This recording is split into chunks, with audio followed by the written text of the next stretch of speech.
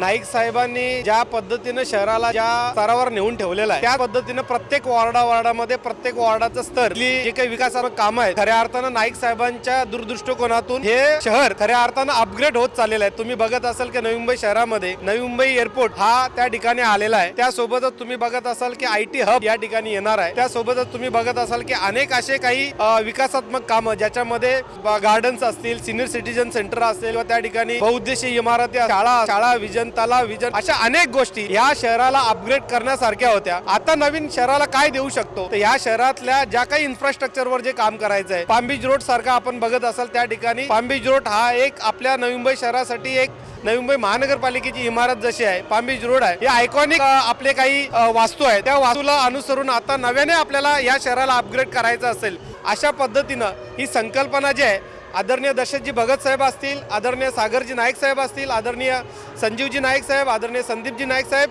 यांना अपेक्षित असलेला हा शहर आणि तो वॉर्ड हे खऱ्या अर्थानं जर स्वप्न कोणी बघितलं असेल ती गणेश नाईक साहेबांनी बघितलेलं आहे। आणि म्हणून त्या पद्धतीनं आताची निवडणूक ही या शहराला त्या वॉर्डाला अपग्रेड करण्यासाठी आहे। आणि म्हणून आपण ज्या युगामध्ये आपण जगत आहोत या शहराने मागचे 25 वर्ष नाईक साहेबांवर विश्वास ठेवलेला होता। त्यासोबतच या वाशी गावाचा विचार केला तर आदरणीय दशरथ भगत साहेबांवर विश्वास ठेवलेला होता।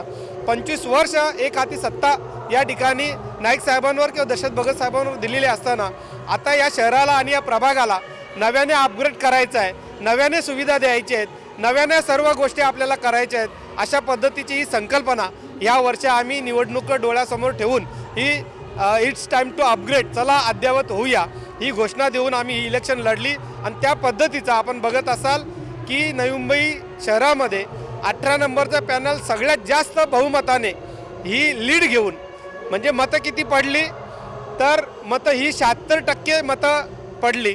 त्याच्यातलं जो लीड जर आपण बघत असाल 10,500 आणि 11,500चं लीड या पॅनल नंबर 18मध्ये मतदारांनी दिलेला आहे। आणि म्हणून आजच्या दिवसाच्या निमित्तानं या ठिकाणी विजयोत्सव साजरा करत असताना जमलेल्या लोकांसमोर कृतज्ञता व्यक्त करता आली पाहिजे, म्हणून या ठिकाणी कृतज्ञता व्यक्तही केली, सगळ्यांचे आभारही मानले। शेवटी हा विजय आमचा नसून आम्ही फक्त निमित्त आहोत, हा विजय खऱ्या अर्थानं या प्रभागातल्या जनतेचा आहे, या केलेल्या कामांचा विजय। म्हणून आज या ठिकाणी विजयोत्सव साजरा करत असताना मतदारांचा, नागरिकांचा कृतज्ञता सोहळा या ठिकाणी सगळ्यांच्या समवेत, सगळ्यांच्या सहमतीनं, सगळ्यांच्या सोबत या ठिकाणी आम्ही हा कृतज्ञता सोहळा या ठिकाणी व्यक्त केलेला आहे। त्यासोबतच सर्व मतदारांचे आभार मानलेले आहेत। आणि हा विजय हा आमचा नसून हा कामांचा विजय आहे ही जाणीव ठेवून या ठिकाणी हा कार्यक्रम या ठिकाणी आयोजित